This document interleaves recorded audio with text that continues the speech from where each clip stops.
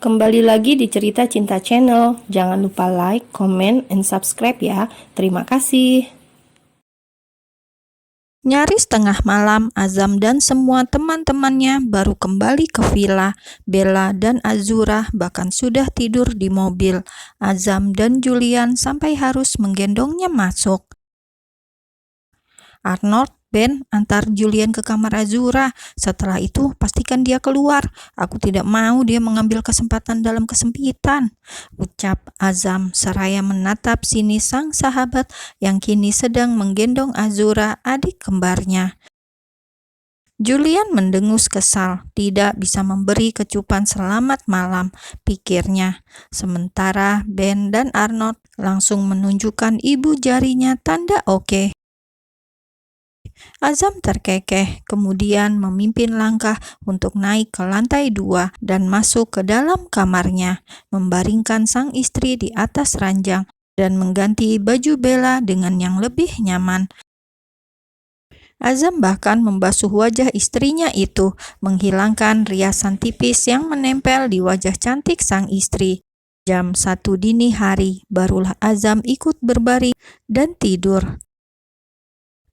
Malam ini sungguh melelahkan bagi semua orang, namun membuat mereka sungguh merasa bahagia. Banyak yang diperbincangkan selama berada di dalam kincir angin raksasa beberapa jam lalu. Tentang janji untuk terus menjaga persahabatan ini, membuat rencana untuk mengunjungi rumah hutan milik ayah Adam di desa Parupai, dan masih banyak lainnya lagi. Tentang pernikahan Azura dan Julian, juga Arnold dan Ben. Semua itu menjadi cerita pengantar tidur mereka malam ini, hingga pagi menjelang dan mereka semua bersiap untuk pulang.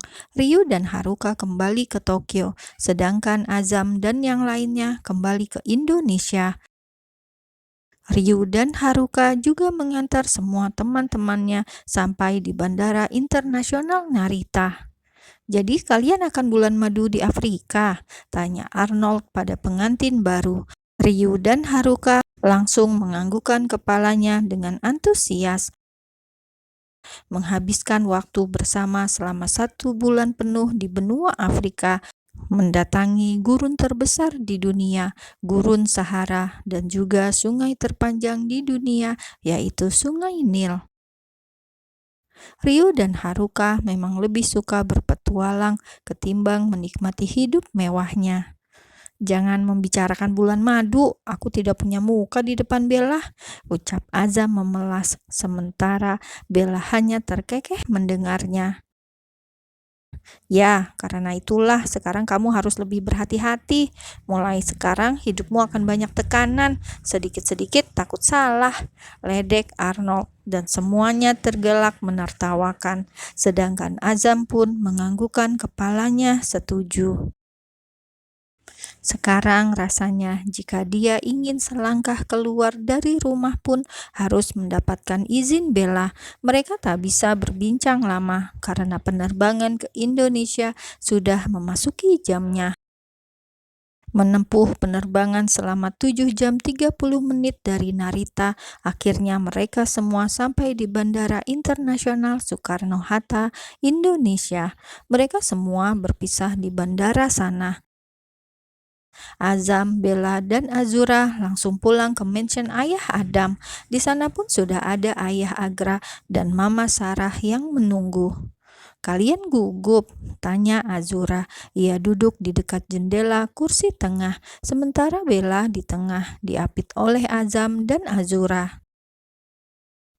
"Iya, rasanya seperti menghadiri sidang keluarga," jawab Bella apa adanya.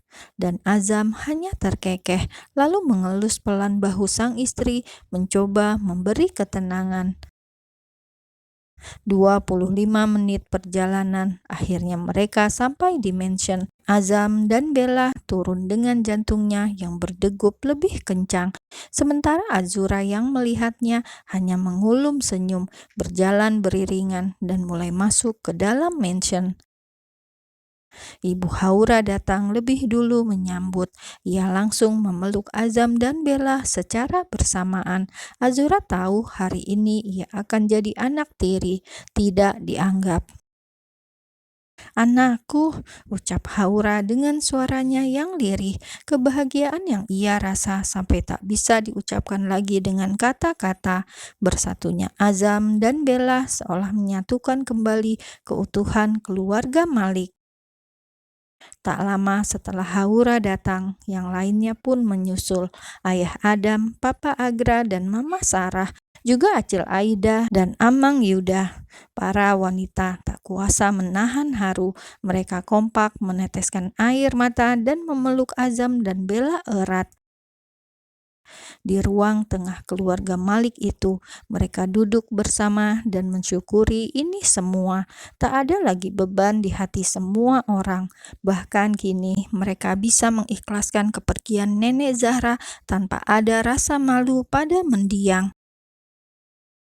Azam juga berulang kali mengucapkan kata maaf, bahkan bersimpuh pada kedua orang tua, mertua, serta Amang dan Acilnya.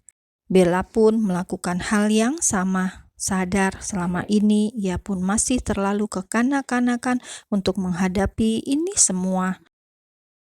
Meninggalkan suasana haru di ruang tengah, Azura yang haus pun memutuskan untuk pergi ke dapur dan minum. Namun perhatiannya teralihkan saat ia mendengar banyak suara di taman belakang. Setelah meneguk banyak air putih, Azura menghampiri sumber suara. Suara seorang bocah kecil yang sangat cantik dan menggemaskan yang begitu dikenalnya. Aoi Saura, anak Abang Labih. Dan benar saja, saat sampai di ambang pintu dapur, ia melihat Sora sedang bermain dengan Agatha dan Alessa. Ada pula Al-Ghazali di sana. Azura tersenyum kecil.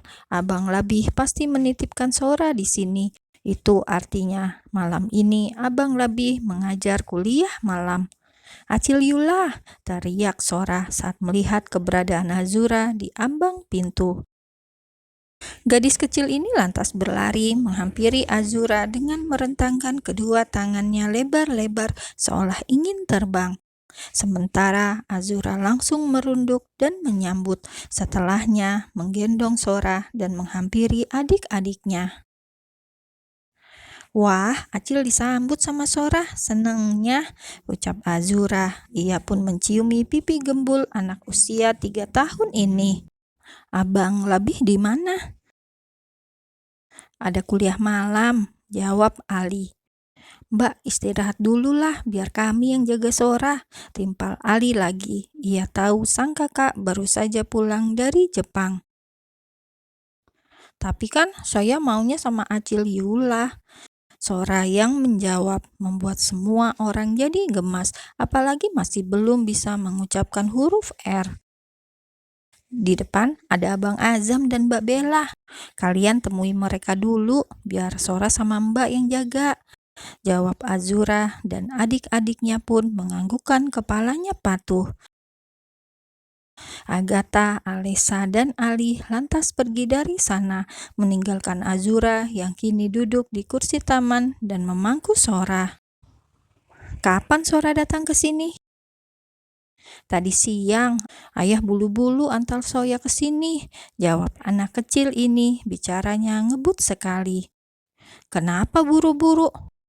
"Karena ayah lupa kalau siang sampai malam dia ada kelas."